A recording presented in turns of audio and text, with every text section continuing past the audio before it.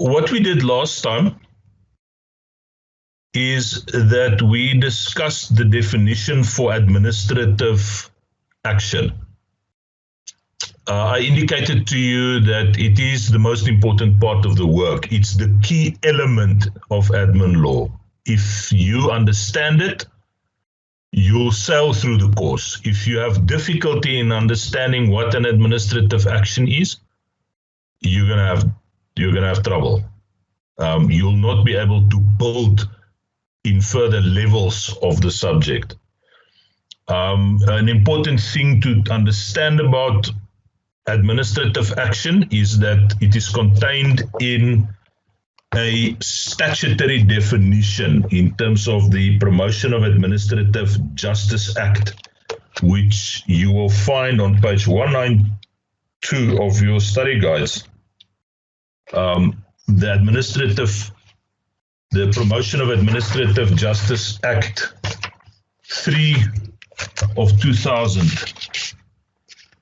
has been placed on in your study guide on page 192.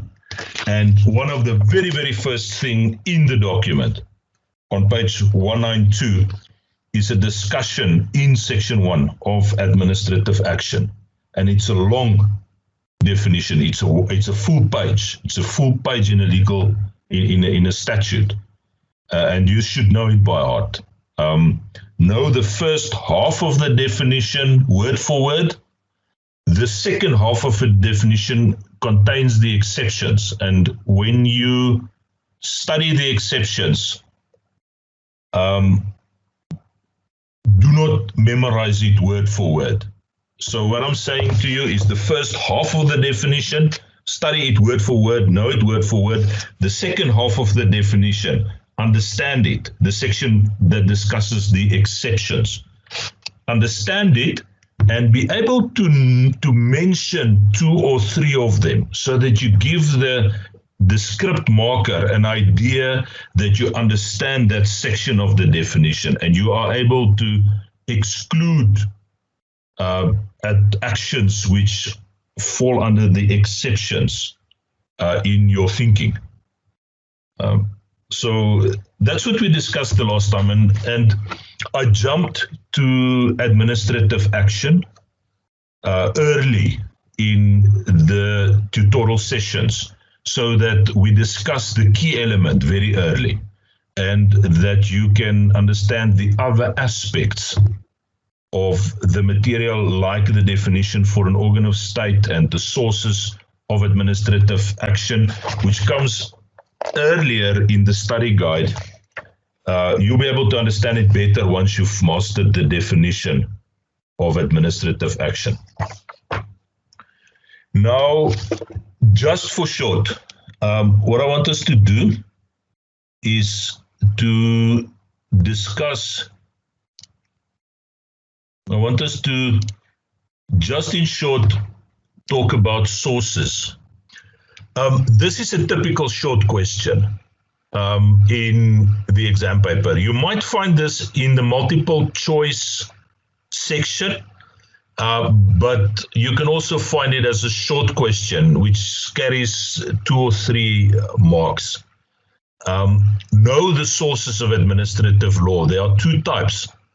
One being binding sources or authoritative sources. And these typically are sources that must be followed. You must follow the instructions of the Constitution. Although I see there are some politicians who think they don't have to. You must follow the instructions of legislation. You must follow the case law or the judicial precedents. You must follow the instructions of the common law. You must follow administrative practice, whether it's custom or usage. You must follow the guidance or the instructions given to you by Ubuntu, the principles of Ubuntu. You must follow the instructions of international law. But then also there are persuasive sources of administrative action. And amongst the persuasive sources, let me see if I can enlarge this for you so that it's more legible. Persuasive sources, you don't have to follow them. You take guidance from them, but they are not obligations that you must follow. And these are writings and books of academics, policy documents that preceded the proclamation of legislation, reports by state institutions such as the Human Rights Commission and foreign law. Now, the one trick aspect of it is you must understand the difference between international law and foreign law. This particular slide in particular has been emailed to you. You should have it in your possession.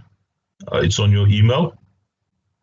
Okay, that in short about sources. Can you please cover the international and foreign law, the differences? All right. International law is the law that regulates the relationship between nations. In domestic law, we have rules that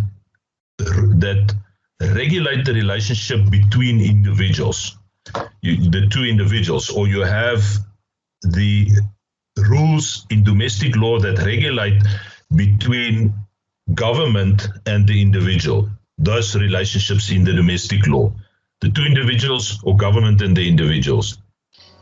But in international law, those rules regulate the conduct of nations when they act amongst each other. So that's one concept. The other one is foreign law. Foreign law is the domestic law of other nations. And in our constitution, let me just grab my little constitution here. There you are. I think you see an inverted image of what I show you here, so you have to read backwards. But if you go to the Constitution and you look at, is it section,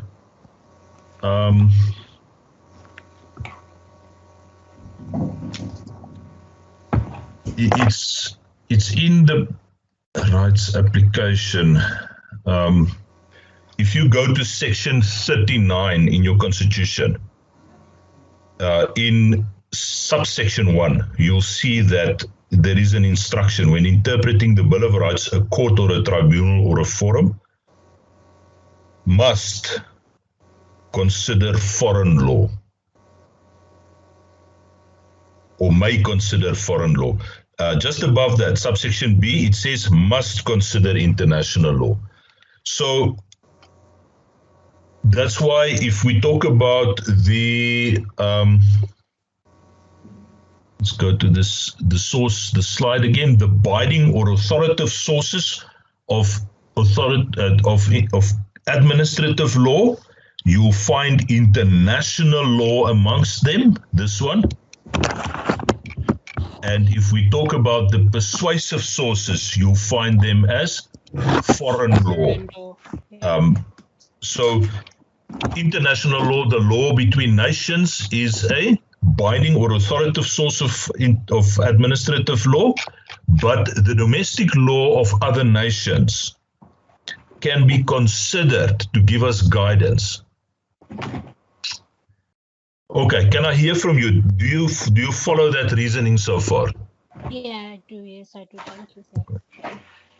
Now, you will see later on in your study guide. Let me just go and find the page, and you can each make a reference to that so that you recognize it when you see it. When we talk about the right to have, let me just go there.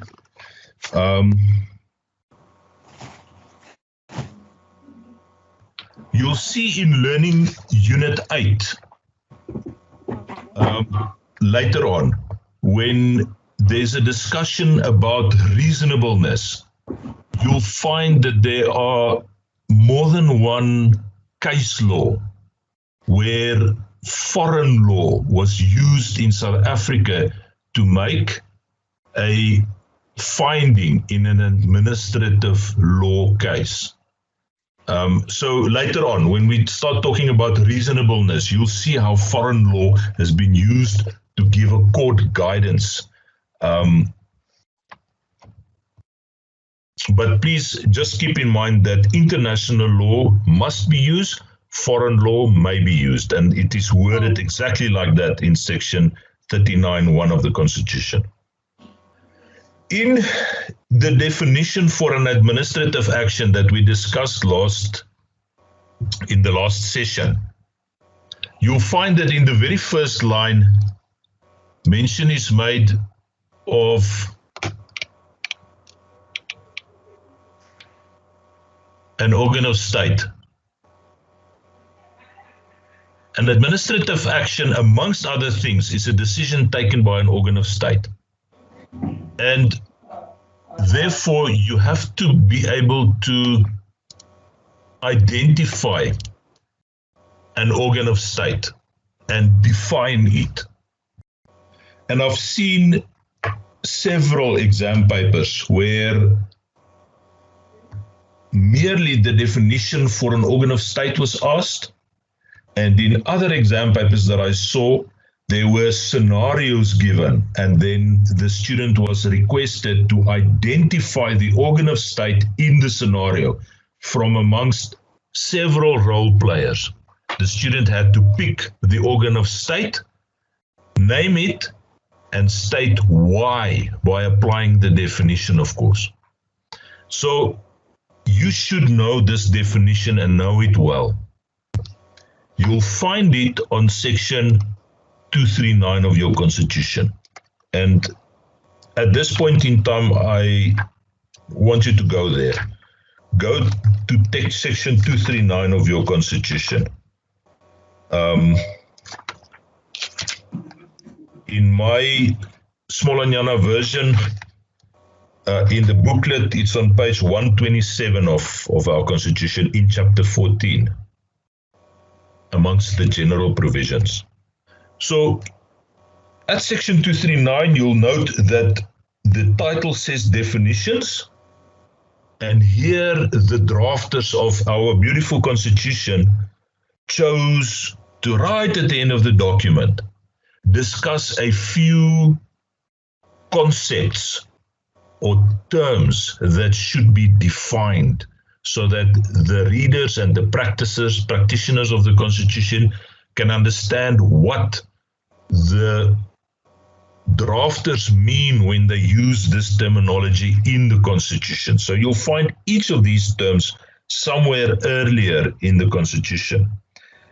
And the title sets off at section 239 by saying in the Constitution, unless the context indicates otherwise, and then it gives us three terms. One is national legislation, one is provincial legislation, but in the middle, they put organ of state. An organ of state means the following: any department or administration in the national, provincial, or local sphere of government, or any other institution or functionary that exercises power or performs a function in terms of some sort of a constitution, or exercise public power or perform a public function in terms of some sort of legislation. But excluded are courts or judicial officers. So know this definition, know it by heart, memorize it. You know, if you get an exam question where you are asked, what is the definition of an organ of state, or explain what is an organ of state, and you know this definition by heart, you know, you're going to straight away have 5 or 8 or 10 marks right there. If I have to mark this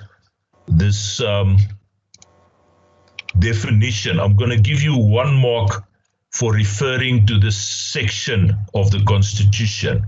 Then I'm going to give you 1 mark for saying it's a Department of State or an administration in the national, provincial, or local sphere of government.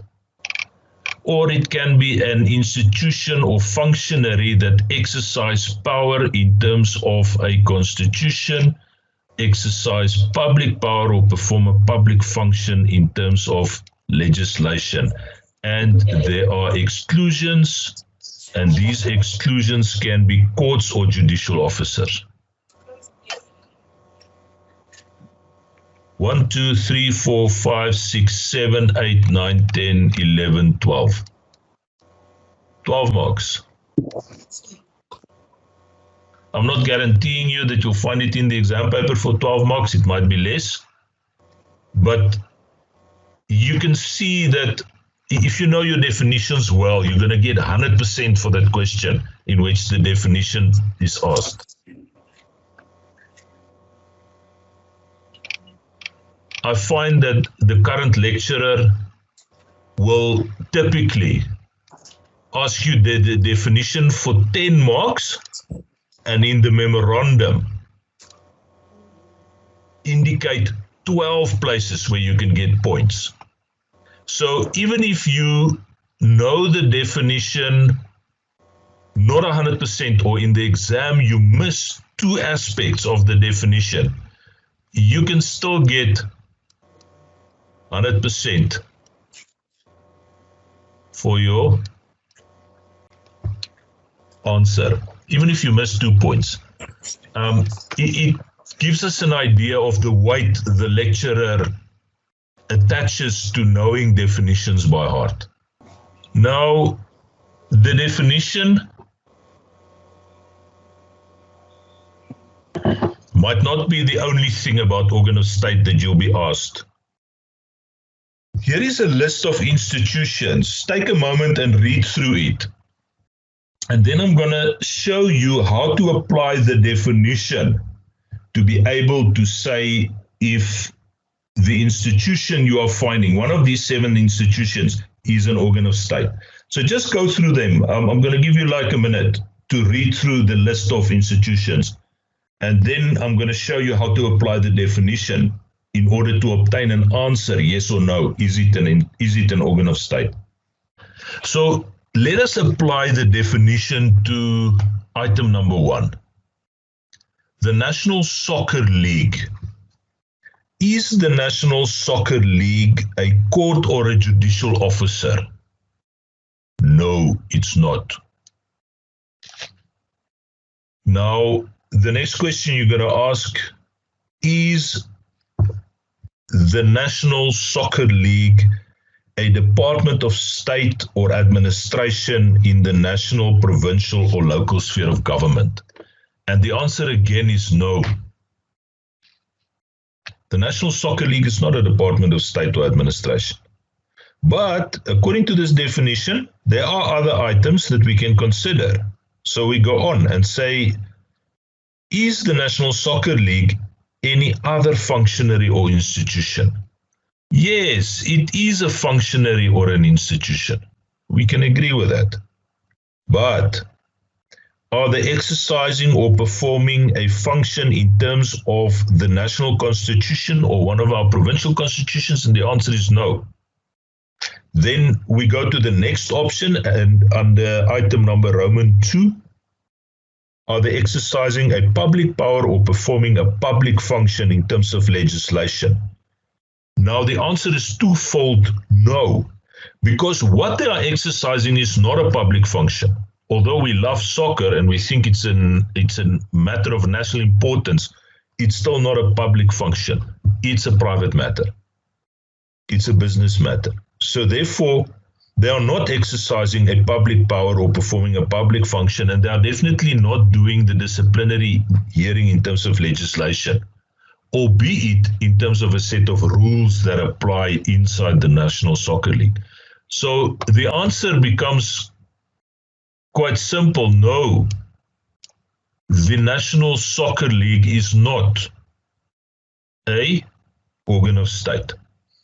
Now I want you to go to the next slide.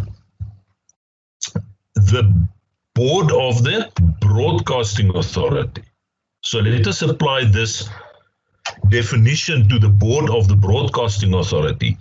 Is the broadcasting authority excluded because it's a court of law or a judicial officer? And the answer is no. We can continue.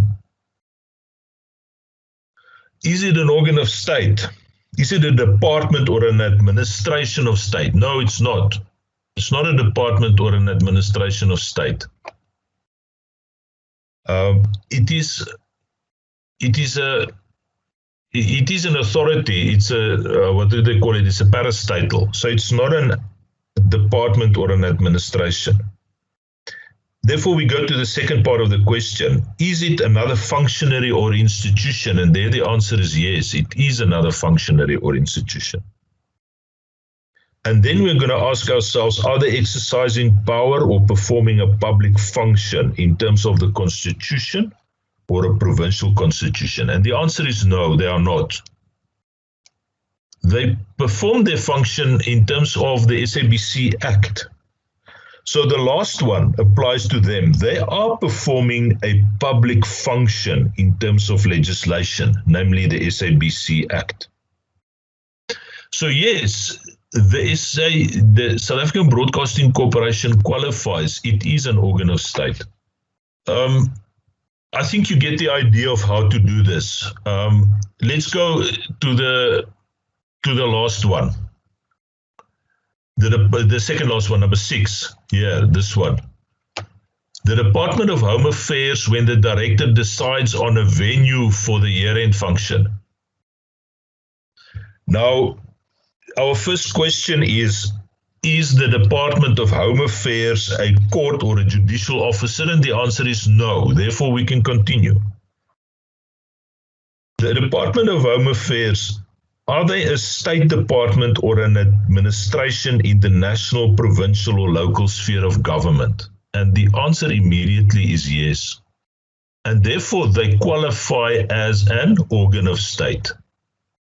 Our testing ends right there because it has qualified in terms of the legislation. You'll see later on with this particular thing here that the director decides on a venue for the year-end function. You'll see later that although this is a department of state, it's an organ of state, the action it is exercising here doesn't qualify as administrative action. And that's just by the way, so that you understand this.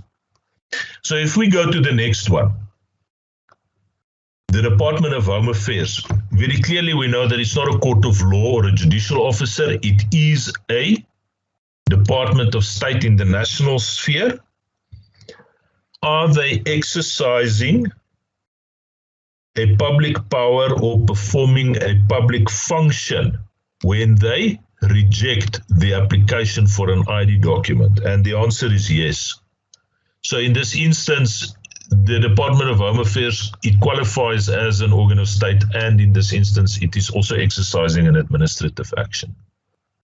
Now, I think this is in short. Maybe another one would be, for instance, you can go and test the definition against number 5. Your first question is it a court or a judicial officer? The High Court issues an interdict prohibiting the municipality to proceed with plans to expropriate land. Immediately we're talking about a court. A court is not an organ of state. It sounds very strange. But for the sake of the Promotion of Administrative Justice Act, and for the sake of our Constitution, the courts are not considered organs of state. So you can see, I think I gave you an idea why I use the exclusion part of the definition as my very first measure. Because you can spend a lot of time discussing whether it's a Department of State, but the moment you get to the point where it is where you are talking about a court, it's excluded. So use your exclusion first, and then you go on with your definition. And I'd advise you to do the same with the definition of an administrative action. When you are dealing with an activity and you have to judge whether it's an administrative action, first of all, consider whether it is amongst your exceptions. And if you can answer and say, no, it's not amongst your exceptions, then you can start applying the definition. Just remember that in terms of the definition, even though it might not be one of the exclusions, it might still be excluded in terms of the full body part of your definition.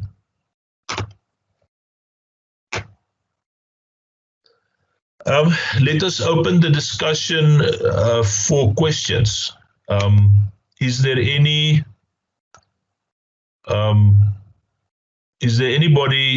that want to raise a hand to ask a question pertaining to an organ of state, or challenge me in terms of how I can apply the definition so that you can learn from me?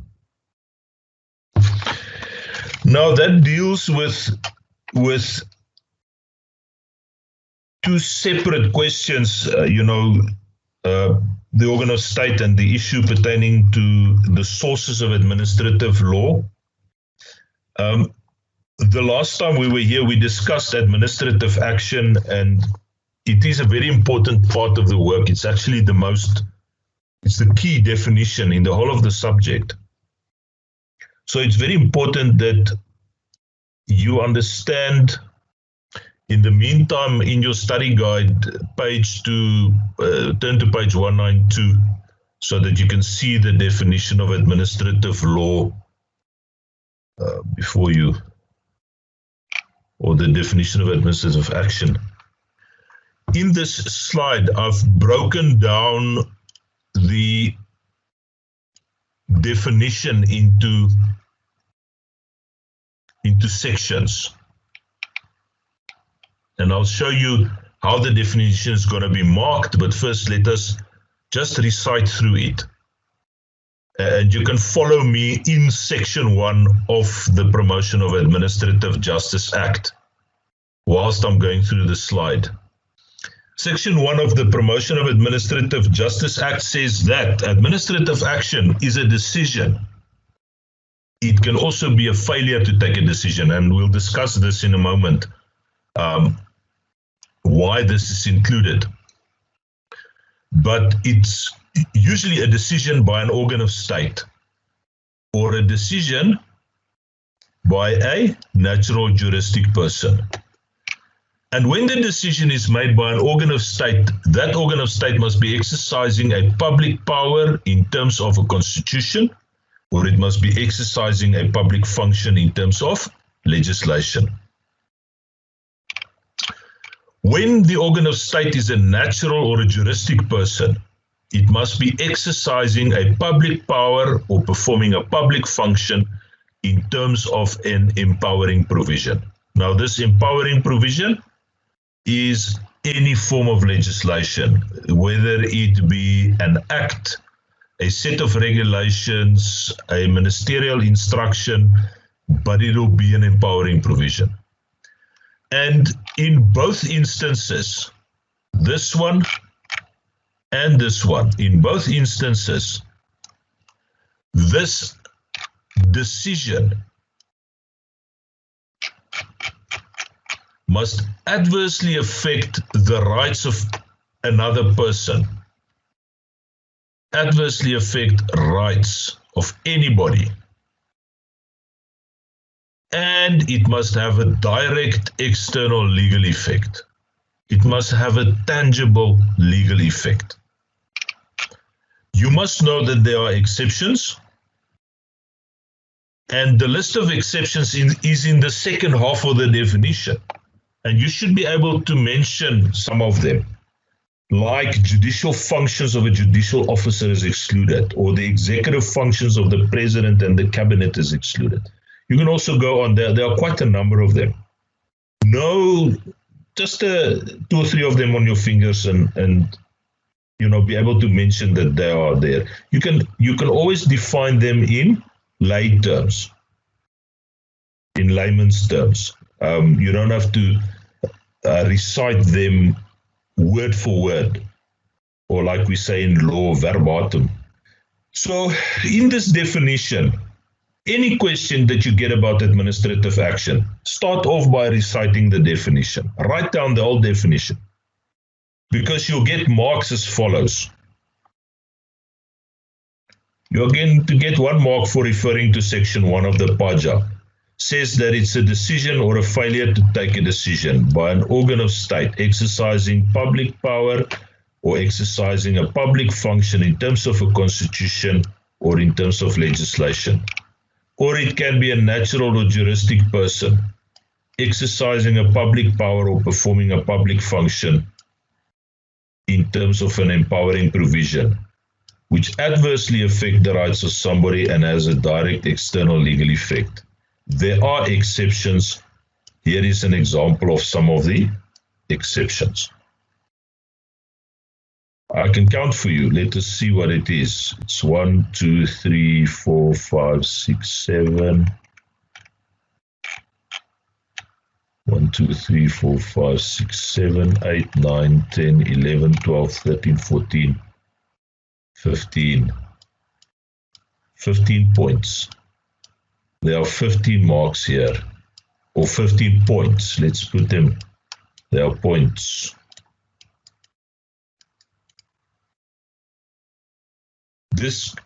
Only this part of the work in that question can very easily count 10 marks.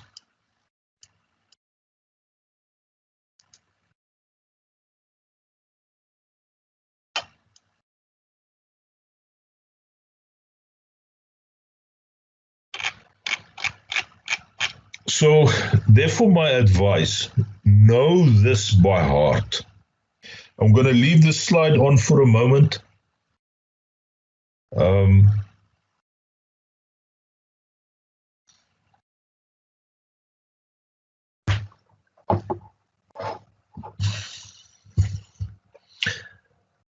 and make your own slide if you want to, where you break down this definition of administrative law into portions so that you can easily memorize it.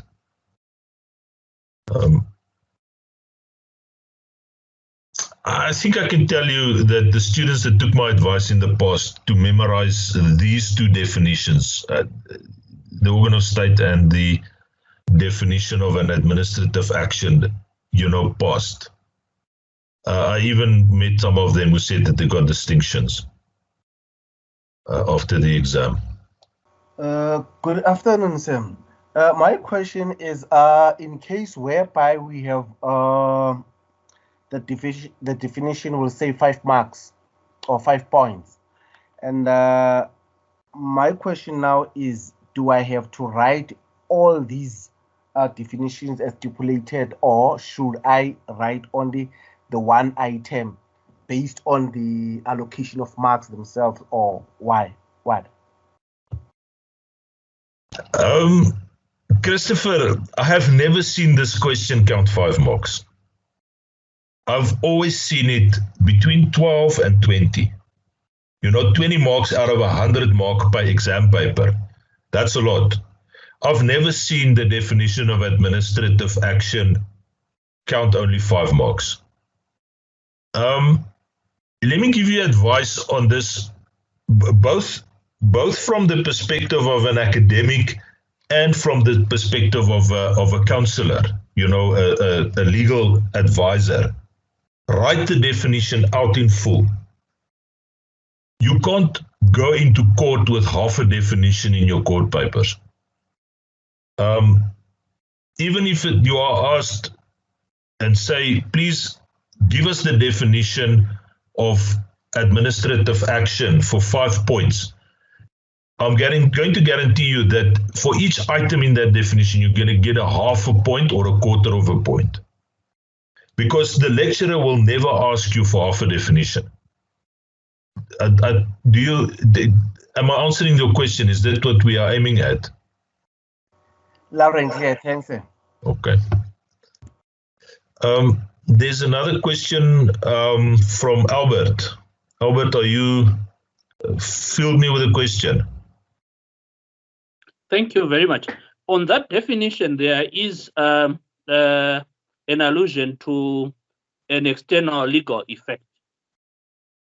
What does that mean? There you are. I've been unmuted. Albert, this is an attempt by the lawmaker to put weight on the legal effect. in a sense, personally, I'm a little bit, I'm skeptical, and both I understand why the lawmaker put it there. This is terminology that comes from Canadian law. The term external legal effect has been used in Canadian law and in Australian law. So the lawmaker is borrowing a little bit from foreign law, but at the same time, the lawmaker is trying to define cases where the legal effect is tangible. Let me conjure up an example. When you apply for an ID document,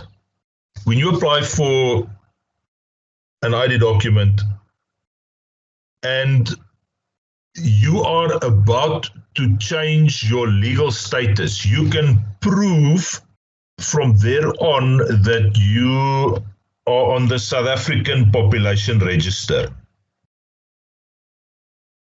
It changes your legal status. It has a legal effect if you move from being a unregistered citizen to a registered citizen by obtaining an ID book. The color of the ID book, you might be a fashionista and you prefer a maroon colored cover to your ID book. And the issue with a green colored ID book, your friends in the fashion world are going to laugh at you when you present that green colored ID book.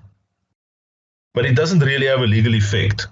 It doesn't change your legal status in any way. So this is an attempt to, in very fine legal language, explain that there must be a tangible legal effect. It makes it easy for judges to, in a court case which is frivolous, and you'll find frivolous court cases one day in practice. And your very first step would be to not wait for the court date after your client has been summoned with a frivolous case. Precede it, go directly to court and apply for the rejection of the matter because it is embarrassing and confusing. But you'll find frivolous matters in legal practice one day. And this is an attempt to avoid, frivolous issues, to give a strong definition in terms of what the legal effect of an administrative action must be before it is adjudicatable. That's a lot said. Does it help you?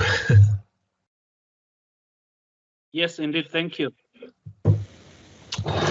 Take a moment and read through this. I'm going to use this as a Smolanyana scenario and help you to apply the administrative action definition to this so that you can identify the administrative action in here. I also want you to look at two other aspects. I want you, while you read through this, actually three other things. Identify role players and write them down on paper next to your laptop. Identify role players. There are several role players in this. Identify activities or actions.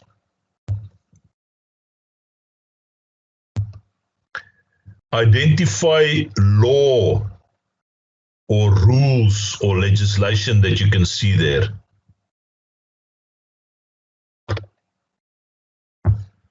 As you go through this scenario. So please read through it. Let's take a minute before we continue. Whilst you were busy, I was busy doing the same. And I identified role players, I identified actions, and I identified legislation in that scenario. I think my first comment to you would be that the first sentence is just background. It's putting you in the picture. I find it interesting that the lecturer put it there because it does imply that there are students that don't understand why building plans have to be approved. So this is just a little bit of background. It's been said that town planning schemes are an institutional process for organizing the components of urbanized human settlements in such a way as to enhance welfare, prosperity, and progress to the highest feasible level. It is so that cities are urban environments where a lot of people stay together. And in those environments, there better be rules. If I build my house here where I'm sitting and talking to you, if I build it up to the fence on the left-hand side and I build it up to the fence on the right-hand side, there's no passageway on the sides for the fire trucks to come through if my neighbor at the back has a fire in his house. So they can't reach the back side of my yard. Therefore, the council has made a rule that you can only exceed the building line on one of the two sides of your stand. That's just one example. Another one would be where, and typically that happens in an environment like building, is where the land surveyor and the geologist have tested the soil under the city and have drilled holes down to a level of 100 meters into the core of the earth to determine the strength of the rock on which the land is lying. And then the geologist would advise the height of buildings that can be constructed in specific parts of the city, depending on what the soil and the rock bed looks like underneath the surface. People don't always follow that. They think, I own this piece of land, now I can put up 10 stories. In the meantime, there's dolomite type of rock underneath, which they can't see, and dolomite collapses under weight. So the city made a rule that you can go only 2 stories on this in this part of the city, and now you want to build 10 stories. So, you know, in that context, you should understand the first sentence here. Role players. I identified role players, jet set projects. Cape Town Municipality. Cape Town Development Management Board or Department. The Cape Town Development Management Department. So there are 3 role players I've identified there in that story. Then I've identified legislation. There is a piece of legislation applicable here, which is Section 35 of the Western Cape Land Use Planning Act 3 of 2014. And lastly, I've identified 3 activities in this discussion. And on this one, you are free to challenge me. If you want to challenge me on this, put up a hand. If you think that I skipped an activity or you want to ask a question about an activity, because it's a crucial element of the definition. I've identified the lodging of an application as a activity. Here it is. Lodge an application. It's something that you can do. It's an activity. It's an action. I can also go and say to you that the refusal of the application here, this one, let me draw it better. The refusal of the application is an activity. It's an action. To refuse somebody is a deed. And that there is a 3rd one here, which is to give advice. Here it is, that one. To give advice. Those are the 3 actions which took place. So what I want you to do now is take your definition, and we're going to apply the definition to this to understand what in this scenario is a administrative action. Of course, you'll start off answering your question by saying in section 1 of the Promotion of Administrative Action Act, Promotion Justice Act, there is the administrative action is defined as a decision taken by a organ of state, blah, blah, blah. And you recite the whole definition for your 12 or 15 marks. And then for the last 5 marks, you are going to continue and apply that definition to the scenario. And you are going to say that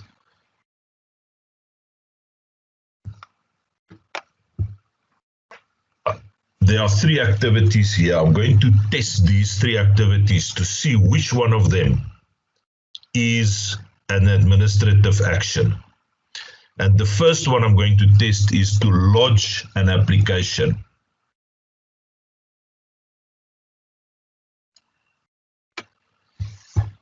And I'm going to ask, and I'm going to say, is it a decision?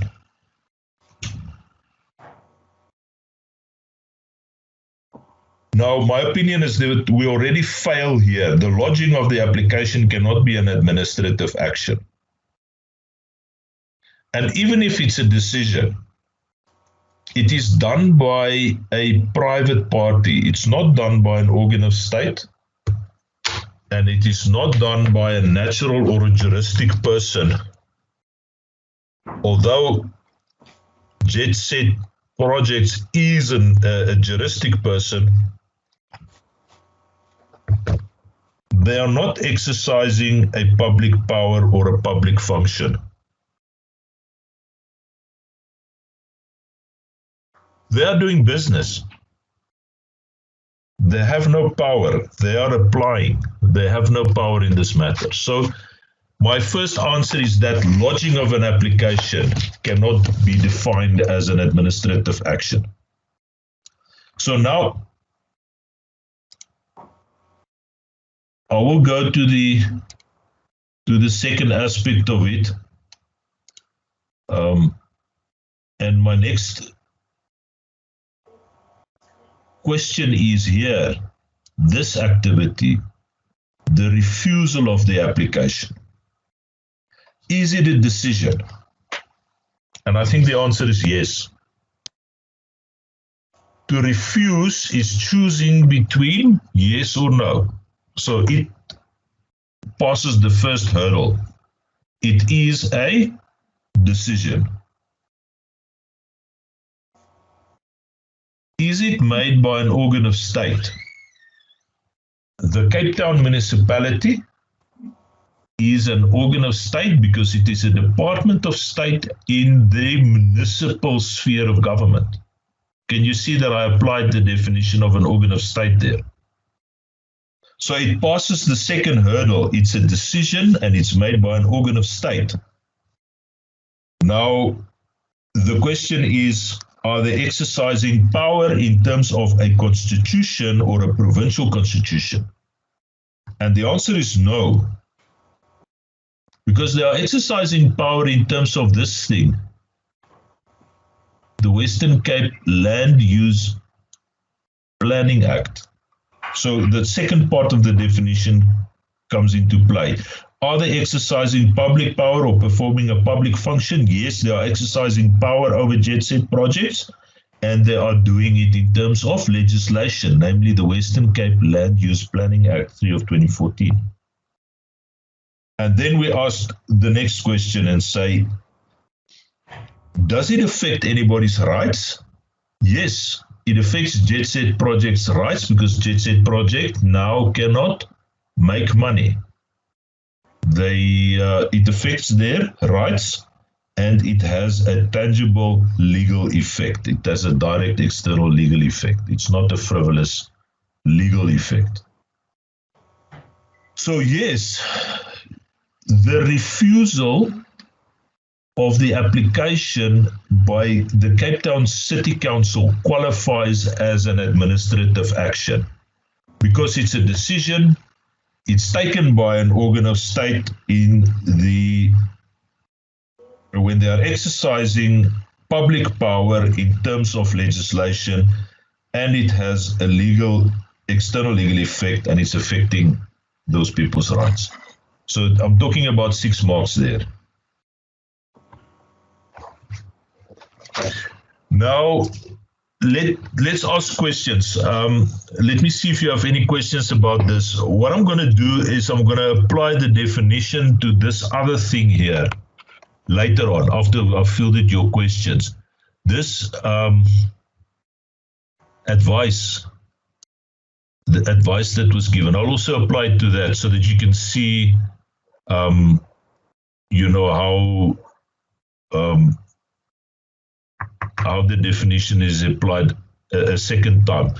You should keep in mind that the other thing we should also have done here was to ask ourselves the question whether it's one of the exclusions. Now, it is not, but you have to go through the exclusions and apply them one by one to see, you know, whether this action by the City Council is excluded from being administrative action. And therefore, you have to know the exceptions. You don't have to know them by heart, but do understand them and be able to recognize them when you see them here in a scenario. Let me see from your side if you have any questions pertaining to this or the application of the definition. Thanks a lot, sir. I wanted just to check, why did we not take the consideration as an action? Quite simple, because when you are considering something, you don't choose. You are still just reading it. Does that make sense? So in short, you know, an official will receive an application, consider it, and say it is authorized or accepted, or it is rejected, one of the two. And that's where the decision thing comes in. When you decide, you choose between one or two things, or one or two options. That's all for today. What we are going to do next week, and I want you, just as a starter, just as a teaser to give you an idea where we are going. Take your constitution, go to section 33. In section 33, you'll immediately note that we are already talking about administrative action. We are beyond the point of defining it. It is now under discussion, and you'll see that there the title says just administrative action. But you could also say fair administrative action, or you could say acceptable administrative action. So here, the Constitution works with the quality of administrative action. The lawmaker accepts that administrative action will happen. It'll happen on a basis countrywide, hundreds of thousands of decisions taken every day about the matter of the citizens by government officials. There are, in fact, hundreds of thousands of administrative actions taking place daily in the country. It also gives you an idea of what to specialize in. Huh? You could expect a lot of legal work in this field of administrative action. Now, in section 33(1) of the Constitution, there are three qualities being explained. To be just and fair, administrative action must fulfill all these three characteristics. And that's what we're going to discuss next week. And we're going to break them down one by one. We're going to do one at a time. It's going to take us 3 sessions to discuss just administrative action. And the reason for this is that in an exam paper, you are going to be asked, you're going to be given a scenario like the one we've just discussed. That scenario will be a little bit more extensive than the one we've discussed. There's going to be more detail there. And you are going to be asked the question, is there administrative action in that scenario? Secondly, if there is, was it just administrative action? Was it fair? And that's what you're going to be asked. So you can see that what you're going to do there in that scenario is you're going to use the definition of an organ of state, you're going to use the definition of administrative action, and you're going to use the requirements for just administrative action. And when you read that scenario, you're going to find that typically the conduct or the decision of the government official is going to fulfill 2 of the 3 requirements. And you should be able to identify which one is lacking, which one is missing, and be able to discuss that one in terms of case law and in terms of legislative requirements, the statutory requirements that have been laid down. So there's quite a lot of work ahead of us. By the time you are able to identify an organ of state and identify an administrative action, you've covered about a quarter of the work. There are still 75% to come, because you must be able to apply these 3 qualities that administrative action must comply with before it's fair. My question is, I've just wrote a note in regards with the last scenario that we just had. In regards with the role players, I quickly want to understand is Cape Town municipality and the Cape Town development not the same thing? Yes, it is.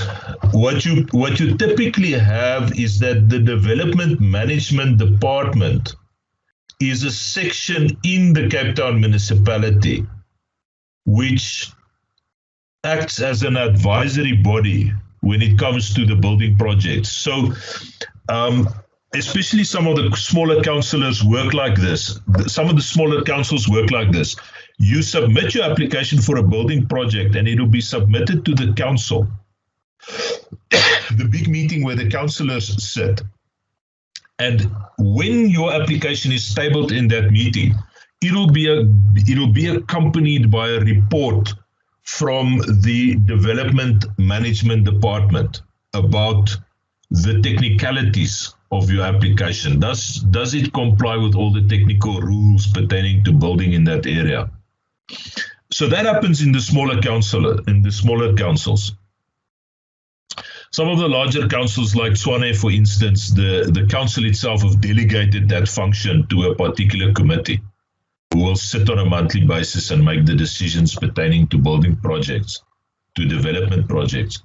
And typically in that panel meeting, they will also have a report from the building inspector pertaining to the compliance of the rules. So I get, you can't separate the development management department from the council itself. But here you must be able to distinguish the difference between the decision and the advice that has been given.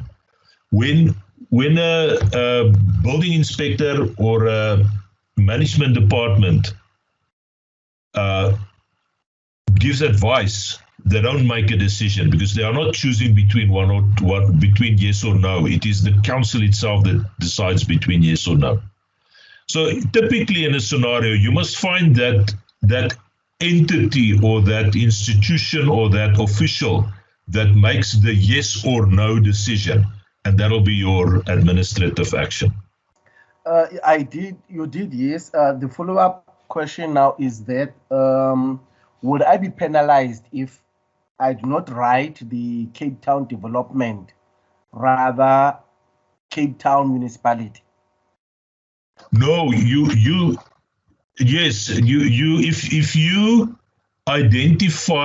you incorrectly identify the development management department as the institution that took the decision, you're going to lose marks. You must identify the institution that makes the decision correctly. It also has an implication on your legal papers. When you apply in court and you are going to cite the parties as the respondents, and you have incorrectly selected a respondent, if you have a respondent 1, 2, and 3, and you have one of those respondents are not there, they are not supposed to be there, the one respondent 1 is going to put the blame on the incorrect respondent and get out the back door in your court case. So it's very, in a legal matter, it's a very important matter that you identify your respondents correctly and that you cite them correctly on your papers. If not, you have to start all over again. Typically, what would happen to you if you cite the Cape Town City Council as respondent 1 and you cite the advisory architect incorrectly as respondent 2, on day 1 in court, you are going to find the architect's representative there. You are going to find the Cape Town Council's representative there, and you are going to find the architect's representative there. And then the architect's representative, the advisory architect's representative, is going to stand up in court and say, Your Worship, before we start off, I have a point in limine here. And then the judge is going to ask the councillor about the matter. He's going to agree with the councillor about the fact that you've incorrectly cited his client. And then the judge is going to excuse the architect and his councillor. But before he does that, he's going to award cost because the architect's councillor must be paid. And that's not beneficial for your client. So it's very important to understand how to define your role players. Thanks. Okay, so my question is with regards to the actions that we have identified. Isn't rezoning of property one of the actions? Yes, in the way you put it. Because if the council decides to rezone the piece of land according to how Jet Set Projects have suggested, it is a decision. They are choosing between two options. They can choose not to rezone it or they can choose to rezone it. So yes, when the council chooses to rezone, it's an administrative action, if you put it that way. Okay.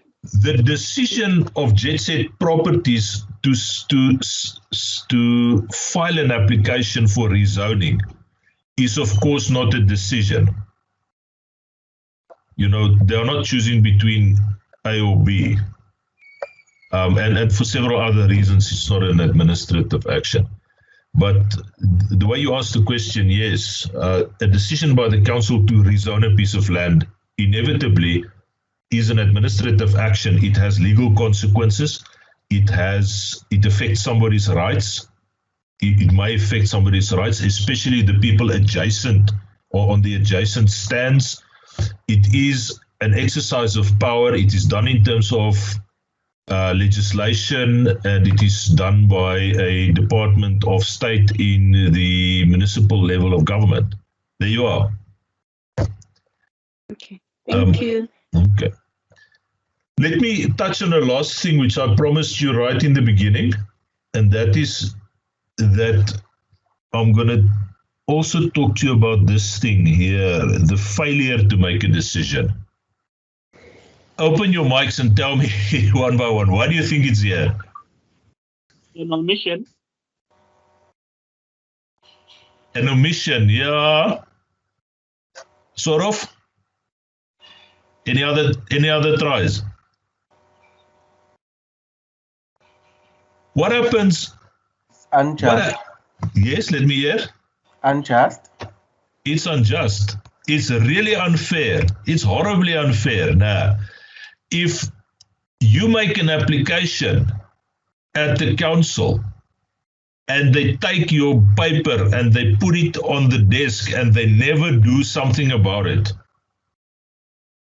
and 6 months later you have to take the matter to court, and you come in court and you say, Your Worship, my lord or my lady, or my lady and my lords, if there is more than one judge, and you say, I bring this matter before you in terms of the Promotion of Administrative Justice Act. My client submitted an application and it's just not happening. And then the judge says, I hear you, counsellor, let me hear from the respondent. And then the judge or the advocate for the counsel jumps up and say, no, your worship, my lord, this matter is here premature because my client has not taken a decision yet. And then if this part was not here, you would have been stuck, because then you go home and you have to sit and wait for the council to make a decision before an administrative action has happened. And therefore they can endlessly delay and frustrate your client. Can you see the absolute importance of this to be here? This decision must be taken in reasonable time. And if it's not, it will be considered a failure to take a decision, and it will therefore qualify as an administrative action, and it can be challenged in court. You follow my reasoning. Tagalani, that's all from my side. I don't know, any more questions? See you next week, same time. Thank you very much. Goodbye. Actually, I do have a question just before you do, Mr. Phil. Yes, there's a last question. Who's speaking? Christopher. Yes, sir. Please proceed. Yes, my question is based on this administrative action, the decision, failure to take decision. Yes. Just before you take it to go on court in regards with the failure of taking a decision, what are the processes in terms of the period? Are there no period? That's the answer to that is a strategic one. Because a reasonable period differs from department to department, and it differs from job to job. It also differs in terms of where your client is. It'll take longer for the department to deal with your client in Mutu than with your client in Soshanguve if their head office is in Tshwane. So it'll always be reasonable. The reasonableness will be your measurement in that sense. I don't know if that makes sense to you. Sometimes departments will outrightly say that you can expect an answer in 3 months. Typically, when you apply for a police clearance, the cops tell you that it'll take 6 to 8 weeks. After that, you can start inquiring. Time frames in this sense is not discussed except in Section 6 of the Promotion of Administrative Justice Act, and that is when you ask for reasons. So typically what you would have is a client approaching you. He explains to you that he submitted an application, and in 3 months they've just been sending him from pillar to post. He has not received a response from them or a direct answer. And then you are going to submit an application. You are going to help your client to draft a request for written reasons, and your client's going to deliver it to the department, or you are going to ask the sheriff to deliver it to the department at a cost of 96 Rand plus petrol. And then your client is going to serve that request on the department. Please give me an answer. And then when that is noted down, it's 90 days. The department has 90 days to answer you. So don't forget that one. You can also make money from your client. Make your client a fee. I'll help you draft the letter. And you're going, and your clerk is going to deliver it to the department and get an acknowledgement of receipt. And you're going to charge your client a little bit of money for that. Thank you, Mr. Leffier. Thanks a lot. Please pass some of that money to me one day.